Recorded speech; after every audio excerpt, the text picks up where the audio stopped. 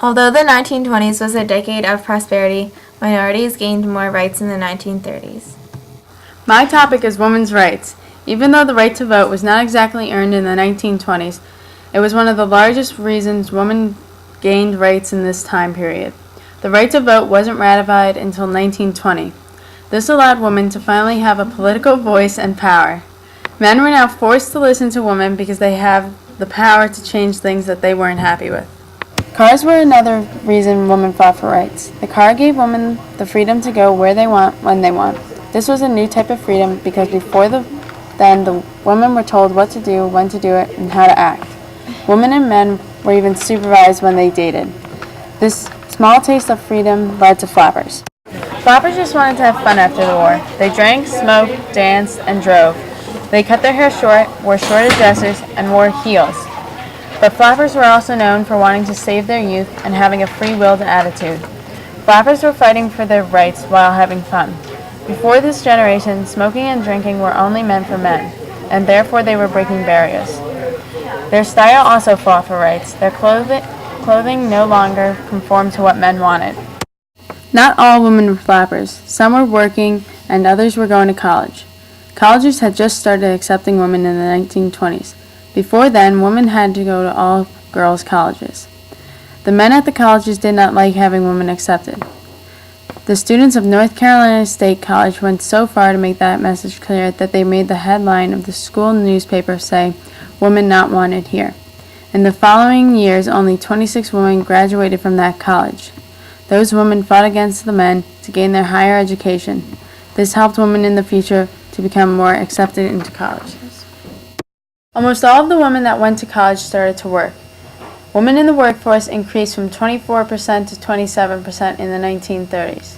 26% of those women worked in white-collar offices. Another 25% worked in manufacturing, and 18% worked in agriculture. Women were not treated equally in the workforce. Men were paid almost double for the same amount of work. There were many complaints of working conditions, too. Some mills were called sweatshops, and one woman even called the work no less than slavery. When women had enough with being treated unfairly, they staged a series of sit-downs. Women would sit down at work, and they wouldn't work or leave until the company worked out agreements with the unions. These sit-downs inspired the Equal Rights Act, which was passed in 1973. This act was written so that women would receive equal rights as men, and it took 50 years to pass Congress. My topic is African Americans' rights. One of the major aspects of the 1920s was the Jazz Age.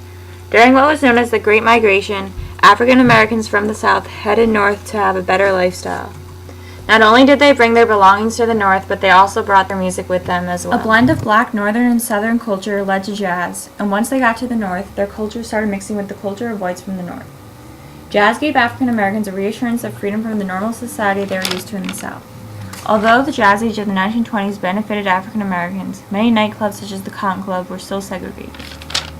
So the great cultural reawakening of African Americans, known as the Harlem Renaissance, took place in Harlem, New York.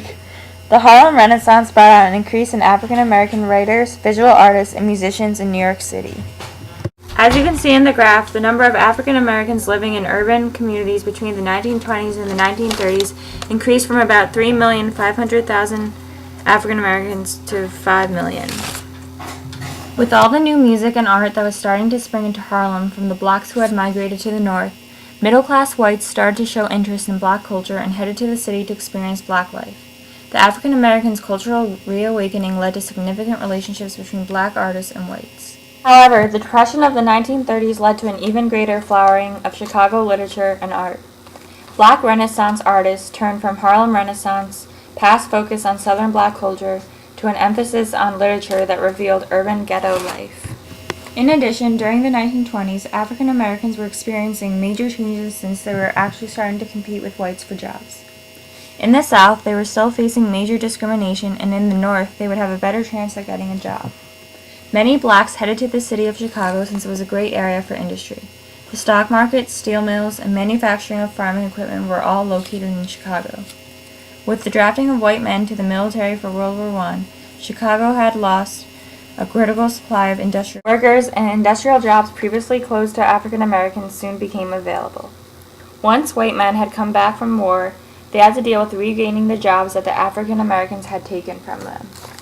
However, black and white workers still tended to look at each other with suspicion, and blacks found themselves excluded from labor unions. In the late 1930s, Congress of Industrial Organizations succeeded in overcoming racial differences in steel and meatpacking industries in Chicago. This enabled some blacks to move further up the ranks to low-level management positions and contribute to a growing black working class. My topic is immigrants' rights in the 1920s and 1930s. In the 1920s, immigrants struggled to achieve civil rights and equality. The Immigration Act reduced the number of immigrants let into America and was an attempt by the government to limit foreign influences such as communism. Communism during this time period was causing conflict in Europe. For example, the Bolshevik Revolution, where communists took over the Russian government, and Tsar Nicholas II. At this time, immigrants made up about 14% of the American population and was decreasing. The Immigration Act of 1924, or the Johnson-Reed Act, was passed by the government to stabilize the ethnicity of the population, but mostly of fear of communism and foreign influences. In order to prevent these foreign influences such as communism, the government had to limit them and prevent immigrants from bringing their cultures and beliefs into the United States democratic system. The government did nothing to relieve the immigrants from the racial tensions existing in America. So in result, immigrants found a way to deal with the discrimination and to find people who spoke the same language and had the same traditions. These were known as ethnic neighborhoods and allowed immigrants to feel at ease in the racial tensions that existed in the USA. Overall, America did not make immigrants feel welcome in American society and resulted in the joining of unwelcomed immigrants to form ethnic neighborhoods. Also, immigrants during the 1920s were blamed for the unequal distribution of wealth. Farmers in the higher class believed that immigrants could not speak English and therefore not contribute to American society. They also took very low-paying jobs, unable to find any decent jobs from the racial discrimination that existed. Americans could not see the true problem of the U.S. that led to unequal distribution of wealth, such as the difference in job salaries and social classes, and decided to take it out on the immigrants.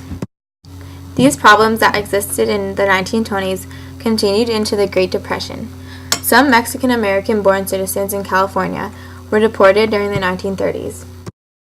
Almost 400,000 Mexican Americans were pressured into leaving America during the 1930s, being American-born citizens. Evidently, anti-ethnic groups powered the discrimination of immigrants and even forced them out of the United States during the 1930s. Also, during the Depression, not many immigrants came to America because of the poor economic conditions that existed as seen in the graph. In the graph, you can see that during the 1920s and 1930s, immigration into the U.S. dropped. There is less immigration in the 1930s and in the 1920s, which is the time period of the Great Depression.